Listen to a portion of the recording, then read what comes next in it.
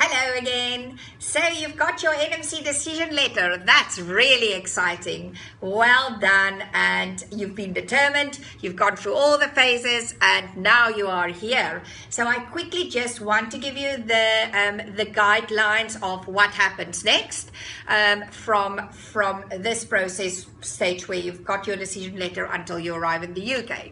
So I'm going to write it on the board or give you the guidance on the screen. The very first thing that we need from you to do now is to get the employer to offer you the COS. This is called the Certificate of Sponsorship, which is similar to a work permit. The Certificate of Sponsorship is not a certificate. It's actually just a number, and we need that number in order to process your visa. So the employers have to apply with all your personal details before the 5th of each month. So if you get your decision letter, as soon as we let the employer know that you are now ready to travel, they will apply for the Certificate of Sponsorship. And if this is on the 10th of March, you will most probably get it by the 6th of April. So every month on the 5th, the clients will the Home Office will issue the Certificate of Sponsorship. Once you've got the Certificate of Sponsorship, the next step in the process is for you to get your visa. For the visa, you will need the following. You will need, number one, to prove your English. So hopefully you have already now done the UKVI IELTS test.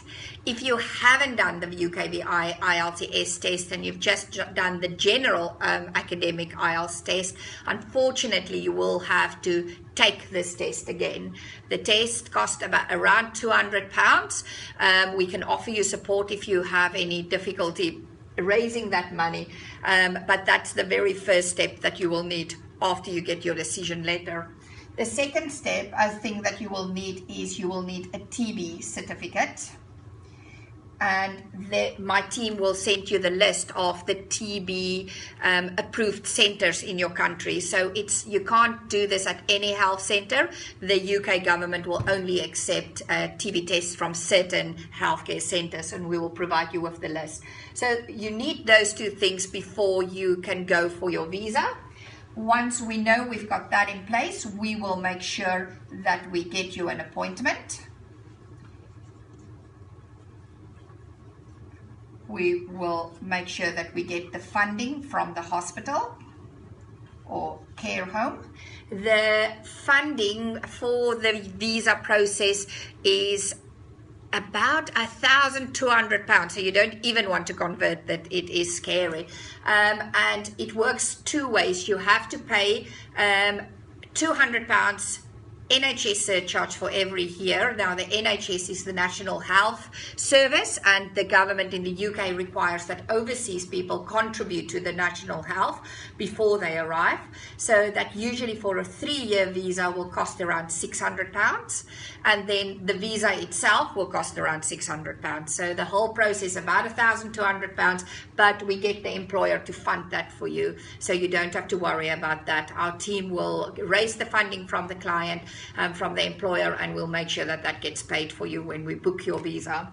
After you get your visa, after we've done the funding and we've paid for your appointment, it takes about 10 days for Home Office in your home country. You will get an appointment to go there, and we will give you all the guidelines and make sure your application form is 100% correct, and then you will wait about 10 days to get your visa. So that's the very exciting part of the process, because then we can book your flights and we can make sure that everything is in place for your arrival in the UK. So keep in touch with us. Our team will send you guides. So there's also a guide attached to this email, and if you have any specific questions or anything that you worry about, please let us know. We can give you advice on how to bring your family, residents, how to bring your dog to the UK. We will give you all that advice if you just let us know. See you soon. Bye.